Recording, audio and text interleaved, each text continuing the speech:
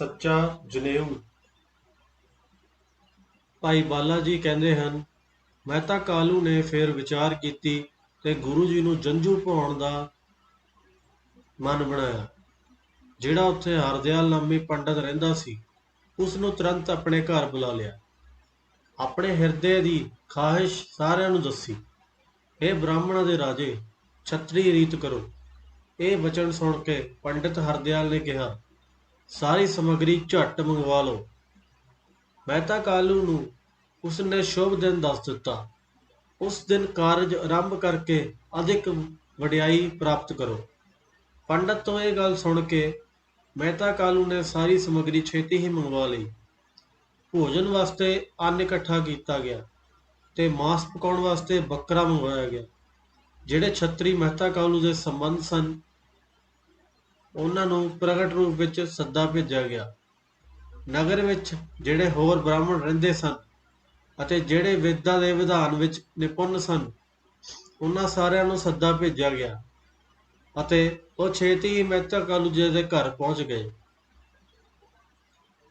ਗਾਂ ਦੇ ਗੋਹੇ ਦਾ ਪੋਚਾ ਫੇਰਿਆ ਗਿਆ ਤੇ ਫਿਰ ਹਿਰਦੇ ਵਿੱਚ ਅਥਾਹ ਪ੍ਰਸੰਨਤਾ ਧਾਰ ਕੇ ਚੌਂਕਾ ਪੂਰਾ ਗਿਆ। ਫਿਰ ਸ਼੍ਰੀ ਨਾਨਕ ਜੀ ਨੂੰ ਬੁਲਾਇਆ ਗਿਆ ਤੇ ਉਹਨਾਂ ਨੂੰ ਬ੍ਰਾਹਮਣਾਂ ਤੇ ਖੱਤਰੀਆਂ ਦੇ ਵਿਚਕਾਰ ਬਿਠਾਇਆ ਗਿਆ। ਜਿਵੇਂ ਤਾਰਿਆਂ ਦੀ ਸਭਾ ਵਿੱਚ ਪੂਰਨਮਾਸ਼ੀ ਦਾ ਚੰਦਰਮਾ ਚਮਕ ਰਿਹਾ ਹੋਵੇ, ਇਸ ਤਰ੍ਹਾਂ ਹੀ ਸੁੱਖਾਂ ਦੇ ਦਾਤੇ ਗੁਰੂ ਨਾਨਕ ਦੇਵ ਜੀ ਖੱਤਰੀਆਂ ਅਤੇ ਬ੍ਰਾਹਮਣਾਂ ਦੀ ਸਭਾ ਵਿੱਚ ਬੈਠੇ ਸ਼ੋਭ ਰਹੇ ਸਨ। ਛਤਰੀਆਂ ਦੀ ਜਿਹੜੀ ਪੁਰਾਤਨ ਰੀਤ ਚੱਲੀ ਆਉਂਦੀ ਸੀ, ਪੰਡਿਤ ਨੇ ਸਭ ਭਾਂਤੀ ਉਸ ਤਰ੍ਹਾਂ ਹੀ ਕੀਤਾ।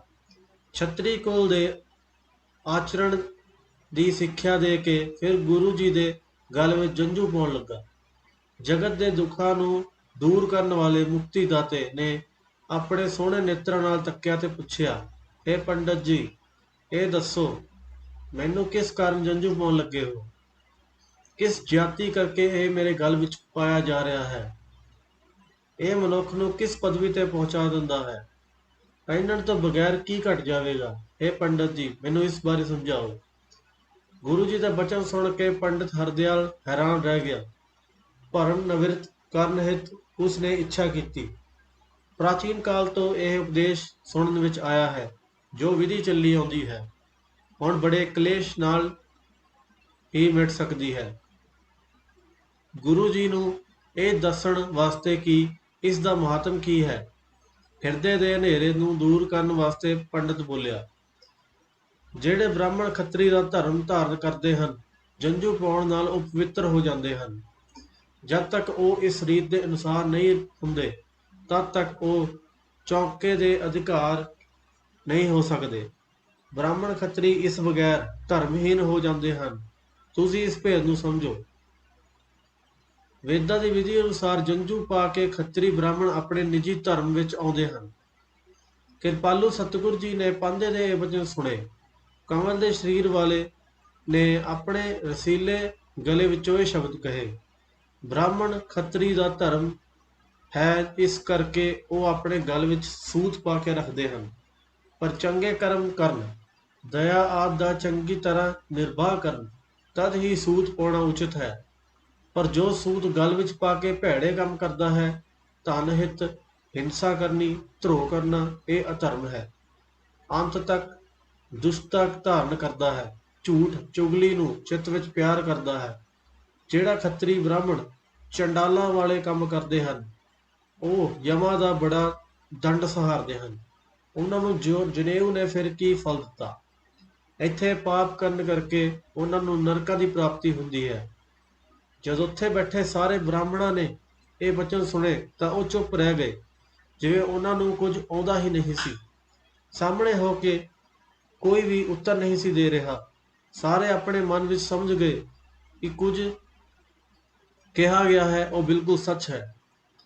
ਪੰਡਤਾਂ ਵਿੱਚ ਗੁਰੂ ਜੀ ਹੋਰ ਵਚਨ ਸੁਣਨ ਦੀ ਅਭਿਲਾਸ਼ਾ ਜਾਗੀ ਤੇ ਫਿਰ ਪੁਰੋਹਿਤ ਹਰਦਿਆਲ ਇਸ ਤਰ੍ਹਾਂ ਬੋਲਿਆ, ਜਿਹੜਾ ਜੰਝੂ ਹੈ, ਜਿਸ ਨੂੰ ਪਾ ਕੇ ਮਨੁੱਖ ਨਰਕਾਂ ਨੂੰ ਨਹੀਂ ਜਾਂਦਾ, ਉਹ ਕਿਹੜਾ ਜੰਝੂ ਹੈ ਜਿਸ ਨੂੰ ਪਹਿਨਣ ਨਾਲ ਦੁੱਖ ਨਹੀਂ ਆਉਂਦਾ? ਆਪਣੀ ਮਿੱਠੀ ਬੋਲੀ ਵਿੱਚ ਸਾਨੂੰ ਇਹ ਸੁਣਾਓ। ਸੁਣਨ ਦੀ ਚਾਹ ਸਾਰਿਆਂ ਦੇ ਹਿਰਦੇ ਵਿੱਚ ਉਤਪੰਨ ਹੋਈ। ਕਮਲ ਮੁਖ ਦੇ ਨੇ ਇਹ ਬਚਨ ਕਹੇ, ਜਿਸ ਜੰਝੂ ਦਾ ਹਰ ਕੋਈ ਆਦਰ ਕਰੇ। ਸ਼੍ਰੀ ਮੁਖਮਾਕ ਸ਼ਲੋਕ ਮਹਿਲਾ ਪਹਿਲਾ। ਦਇਆ ਕਪਾ ਸੰਤੋਖ ਸੂਚ, ਜਤ ਗੰਢੀ ਸਤਵਟ। ਇਹ ਜਨੇਊ ਜੀ ਕਾ ਹਈ ਤਪਾਂਡੇ ਤਤ। ਨਾ ਇਹ ਟੁੱਟੇ ਨਾ ਮਨ ਲਾਗੇ, ਨਾ ਹੈ ਜਾਲੇ ਨ ਜਾਏ। ਧਨ ਸੋ ਮਾਨਸ ਨਾਨਕਾ, ਜੋ ਗਲ ਚੱਲੇ ਪਾਏ।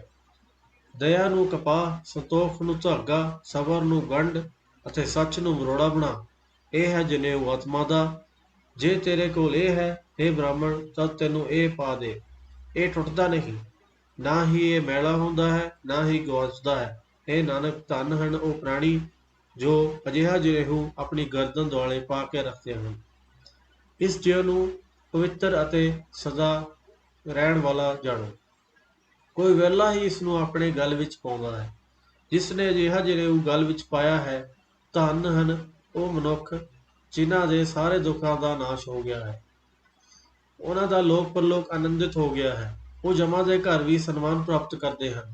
हे ਬ੍ਰਾਹਮਣ, ਇਸ ਵਿਧੀ ਅਨੁਸਾਰ ਤਿਆਰ ਕੀਤਾ ਜੇ ਤੇਰੇ ਪਾਸ ਕੋਈ ਜਨੇਊ ਹੈ, ਤਾਂ ਅਜਿਹਾ ਪਾਪਾਂ ਦਾ ਨਾਸ਼ ਕਰਨ ਵਾਲਾ ਜਨੇਊ ਮੇਰੇ ਗਲ ਵਿੱਚ ਪਾ ਦੇ। ਸੂਤ ਕੱਤ ਕੇ ਉਸ ਨੂੰ ਗੰਢਾਂ ਮਾਰ ਲਈਆਂ ਹਨ। ਇਹ ਜਨੇਊ ਸੜ ਜਾਂਦਾ ਹੈ, ਪਰ ਲੋਕ ਵਿੱਚ ਮਨੁੱਖ ਦੇ ਨਾਲ ਨਹੀਂ ਜਾਂਦਾ। ਇਸ ਨੂੰ ਸੰਸਾਰ ਵਿੱਚ ਕੱਚਾ ਕਾਰਜ ਜਾਣੋ। ਮੂਰਖ ਇਹ ਸਭ ਕੁਝ ਲੋਕ ਦਿਖਾਵੇ ਲਈ ਕਰਦੇ ਹਨ। ਪੰਡਿਤ ਹਰਦਿਆਲ ਗੁਰੂ ਜੀ ਦੇ ਵਚਨ ਸੁਣ ਕੇ ਪ੍ਰੇਮ ਦੇ ਰੰਗ ਵਿੱਚ ਰੰਗਿਆ ਗਿਆ। ਉਸ ਦੇ ਰੋਮ ਖੜੇ ਹੋ ਗਏ ਤੇ ਤਨ ਪ੍ਰਸੰਨਤਾ ਨਾਲ ਖਿਲ ਉੱਠਿਆ ਅਤੇ ਬੋਲਿਆ, ਮੈਂ ਪਹਿਲਾਂ ਜੋ ਗੱਲ ਕਹੀ ਸੀ, ਕਿਸੇ ਸ਼ੱਕ ਤੋਂ ਬਗੈਰ ਉਹ ਬਿਲਕੁਲ ਸੱਚੀ ਸੀ। ਅਜਿਹੀ ਤੱਥ ਕਿਸੇ ਵੇਲੇ ਹੀ ਜਾਣੀ ਹੈ।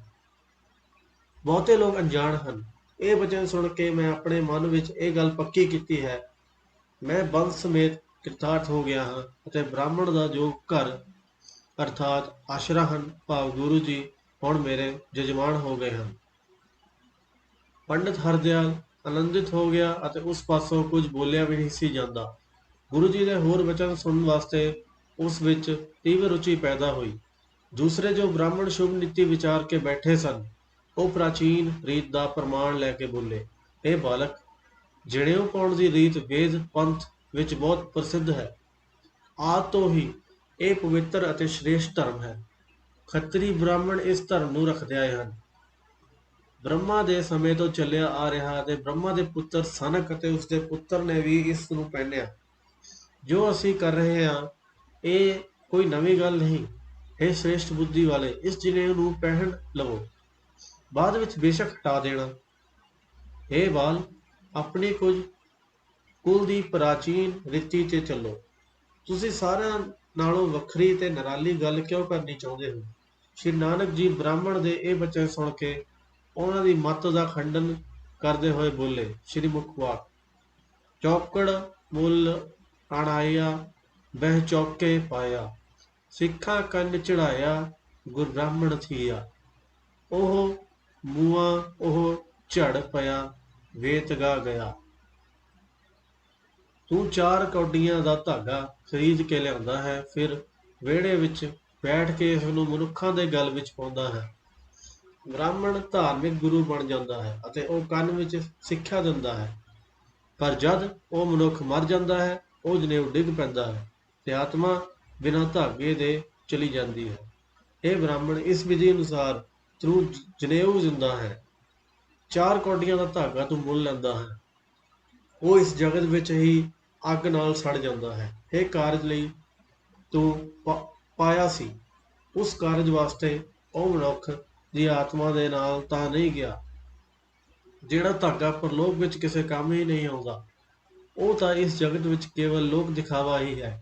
ਸੰਸਾਰ ਵਿੱਚ ਜਦ ਇਹ ਜਨੇਊ ਮੇਰੇ ਕਿਸੇ ਕੰਮ ਨਹੀਂ ਹੈ, ਮੈਂ ਤੁਹਾਡੇ ਚਿੱਤ ਦੀ ਲਾਜ ਦੀ ਪਰਵਾਹ ਕਿਉਂ ਕਰਾਂ?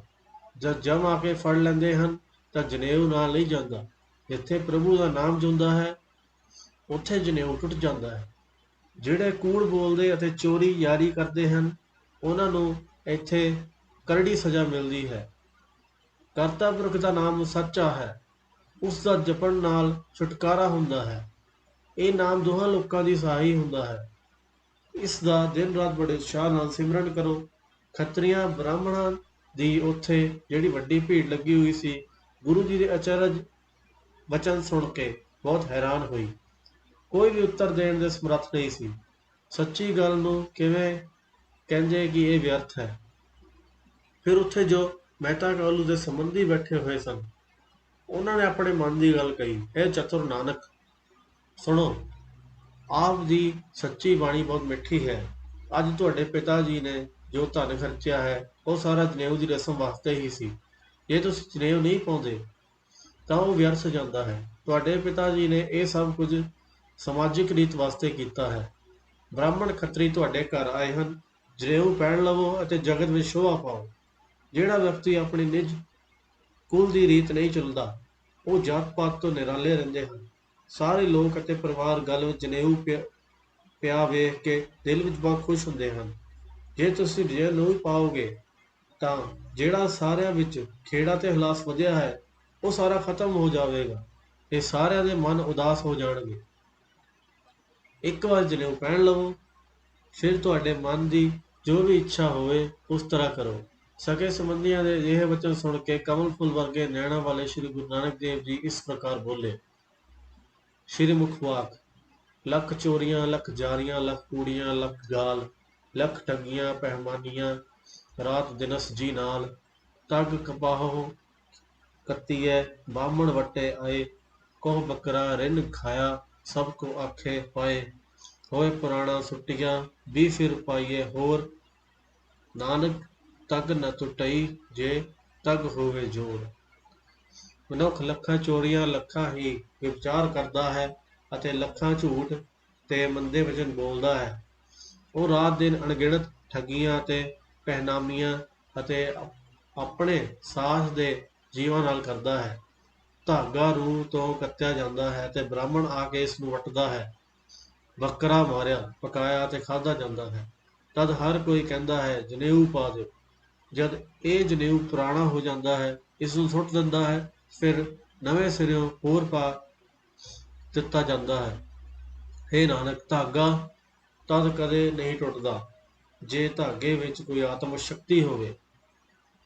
ਲੋਕ ਰਿਵਾਜ ਅਨੁਸਾਰ ਜਿਹੜਾ ਜਨੇਊ ਬਣਿਆ ਹੈ ਉਹ ਪੁਰਾਣਾ ਹੋ ਜਾਂਦਾ ਹੈ ਤੇ ਟੁੱਟ ਜਾਂਦਾ ਹੈ। ਬਾਰ-ਬਾਰ ਲੈ ਕੇ ਹੋਰ ਪਾਉਂਦਾ ਹੈ। ਜਿਸ ਤਰ੍ਹਾਂ ਦਾ ਝੂਠਾ ਸੰਸਾਰ ਹੈ, ਉਹ ਜਿਹਾ ਹੀ ਝੂਠਾ ਜਨੇਊ ਹੈ, ਜਿਹੜਾ ਕਿ ਕਦੇ ਵੀ ਟੁੱਟ ਸਕਦਾ ਹੈ, ਨਾਸ਼ ਹੋ ਸਕਦਾ ਹੈ। ਜੇਕਰ ਜਨੇਊ ਵਿੱਚ ਕੋਈ ਤਾਕਤ ਹੋਵੇ ਅਤੇ ਉਹ ਕਦੀ ਵੀ ਟੁੱਟੇ ਨਾ, ਮੇਰੇ ਗਲ ਪਾ ਦੇਵੋ। ਮੇਰੇ ਨਾਲ ਮੇਰੇ ਮਨ ਦੀਆਂ ਸਾਰੀਆਂ ਭੈੜੀਆਂ ਵਾਸ਼ਨਾਵਾਂ ਦਾ ਇਹ ਨਾਸ਼ ਕਰੇ ਅਤੇ ਇਸ ਦੇ ਪਾਉਣ ਨਾਲ ਮੈਨੂੰ ਅਮਰ ਪਦਵੀ ਪ੍ਰਾਪਤ ਹੋਵੇ। ਮੁਕਤੀ ਦਾਤੇ ਸ੍ਰੀ ਗੁਰੂ ਨਾਨਕ ਜੀ ਨੇ ਇਸ ਤਰ੍ਹਾਂ ਉਪਦੇਸ਼ ਦੇਣ ਵਾਸਤੇ ਬਾਣੀ ਦਾ ਉਚਾਰਨ ਕੀਤਾ। ਗੁਰੂ ਜੀ ਦੇ ਬਚਨ ਕਰਦਿਆਂ ਕਰਦਿਆਂ ਬ੍ਰਾਹਮਣ ਨੇ ਜ਼ਬਰਦਸਤੀ ਜਨੇਊ ਪਹਿਨਾ ਦਿੱਤਾ। ਸੁਖਾਂ ਦੇ ਘਰ ਭਾਵ ਗੁਰੂ ਜੀ ਤਾਂ ਚੁੱਪ ਕਰ ਗਏ ਤੇ ਬ੍ਰਾਹਮਣ ਦੇ ਕਪਟ ਨੂੰ ਨਸ਼ਟ ਕਰ ਦਿੱਤਾ। ਉਸ ਵੇਲੇ ਸਾਰਾ ਪਰਿਵਾਰ ਖੁਸ਼ ਹੋ ਗਿਆ ਤੇ ਸਾਰਿਆਂ ਦੇ ਮਨ ਵਿੱਚ ਖੋਭ ਮਿਟ ਗਈ। ਗੁਰੂ ਜੀ ਦੇ ਬਚਨ ਦੀ ਵੱਡੀ ਲਾਲਸਾ ਰੱਖਦੇ ਹੋਏ ਪੰਡਿਤ ਹਰਦਿਆਲ ਉਸ ਵੇਲੇ ਬੋਲਿਆ, ਉੱਚੇ ਕਰਮ ਕਰਕੇ ਬਾਣੀ ਉਚਾਰੀ ਹੈ। ਸ਼ੁਭ ਹਿਰਦੇ ਵਾਸਤੇ ਇਹ ਸਭ ਸੱਚੀ ਹੈ। ਜਿਹੜਾ ਜੱਗ ਬੇੜੀਆਂ ਨਾਲ ਜਕੜਿਆ ਹੋਇਆ ਹੈ, ਵਰਣ ਧਰਮ ਕਦੀ ਵੀ ਇਸ ਲਈ ਮੁਕਤੀ ਨਹੀਂ ਕਰਵਾ ਸਕਦੇ। ਤੁਹਾਡੇ ਮਤ ਅਨੁਸਾਰ ਜਿਹੜਾ ਜਨੇਊ ਹੈ, ਜਿਹੜਾ ਪਾਕ ਪਵਿੱਤਰ ਹੈ, ਇਸ ਬਾਰੇ ਬਚਨਾਂ ਦਾ ਉਚਾਰਨ ਕਰੋ, ਜਿਨ੍ਹਾਂ ਨੂੰ ਸਾਰੇ ਬ੍ਰਾਹਮਣ ਖੱਤਰੀ ਅਤੇ ਸੰਬੰਧੀ ਸੁਣਨ। ਅਜਿਹਾ ਕਿਹੜਾ ਜਨੇਊ ਹੈ ਜਿਹੜਾ ਕਦੀ ਨਹੀਂ ਟੁੱਟਦਾ ਅਤੇ ਸਦਾ ਸੰਗ ਰਹਿੰਦਾ ਹੈ। ਆਪਣੇ ਕੰਨਾਂ ਨਾਲ ਬ੍ਰਾਹਮਣ ਨੇ ਇਹ ਸ਼ਬਦ ਸੁਣ ਕੇ ਕਮਲ ਅੱਖਾਂ ਵਾਲੇ ਅਤੇ ਬੰਧਨਾਂ ਦਾ ਨਾਸ਼ ਕਰਨ ਵਾਲੇ ਗੁਰੂ ਜੀ ਨੇ ਬਾਣੀ ਉਚਾਰਨ ਕੀਤੀ। ਸ੍ਰੀ ਮੁਖਵਾਕ। ਨਾਇ ਮੰਨੀਏ ਪਤ ਉਪਜੈ, ਸਾਲਾਹੀ ਸਚ ਸੂਤ, ਦਰਗਹਿ ਅੰਦਰ ਪਾਈਏ, ਤਕ ਨ ਟੁਟਸ ਪੂਤ। ਨਾਮ ਤੇ ਭਰੋਸਾ ਲਿਆਉਣ ਨਾਲ ਇੱਜ਼ਤ ਉਤਪੰਨ ਹੁੰਦੀ ਹੈ। ਸਵਾਮੀ ਦੀ ਸਿਫਤ ਸਲਾਹ ਸੱਚੀ ਜਨੇਊ ਹੈ। ਇਹੋ ਜਿਹਾ ਪਵਿੱਤਰ ਧਾਗਾ ਪ੍ਰਭੂ ਦੇ ਦਰਬਾਰ ਵਿੱਚ ਪਹਿਨਿਆ ਜਾਂਦਾ ਹੈ ਅਤੇ ਇਹ ਕਦੇ ਟੁੱਟਦਾ ਨਹੀਂ। ਜਿਨ੍ਹਾਂ ਅਜਿਹਾ ਜਨੇਊ ਪਾਇਆ ਹੈ, ਉਹ ਸਭ ਥਾਈਂ ਨਿਰਭੈ ਵਿਚਰਦੇ ਹਨ। ਜਿੱਥੇ ਉਹ ਜਾਂਦੇ ਹਨ, ਉੱਥੇ ਹੀ ਆਦਰ ਪਾਉਂਦੇ ਹਨ।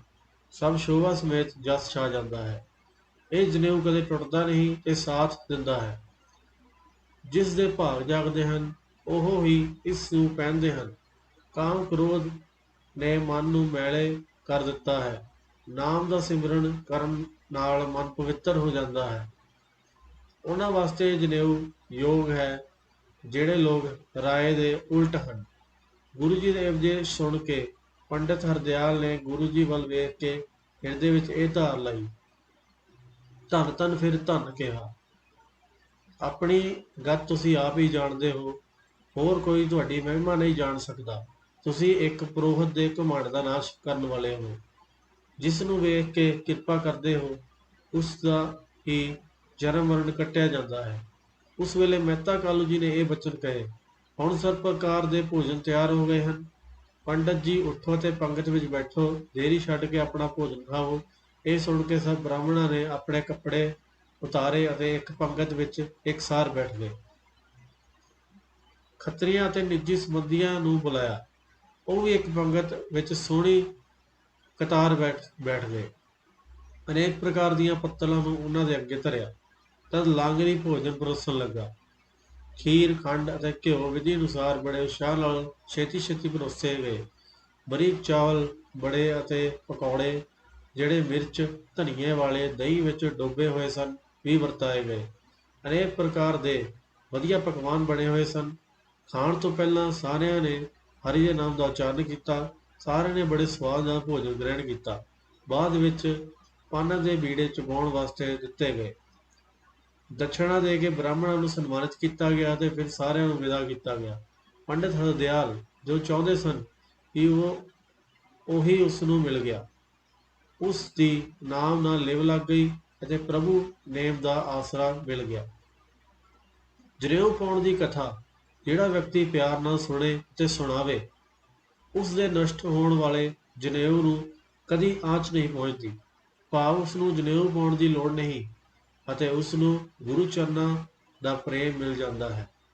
ਨਿੱਜੀ ਸੰਬੰਧੀ ਖੱਤਰੀ ਅਤੇ ਬ੍ਰਾਹਮਣ ਜਿਹੜੇ ਪੁਰੋਹਿਤ ਦੇ ਨਾਲ ਆਏ ਸਨ, ਉਹ ਦੀਨਾਨਾਥ ਗੁਰੂ ਜੀ ਦੀ ਬੜੀ ਉਸਤਤ ਕਰਦੇ ਆਪਣੇ ਘਰਾਂ ਨੂੰ ਚਲੇ ਗਏ।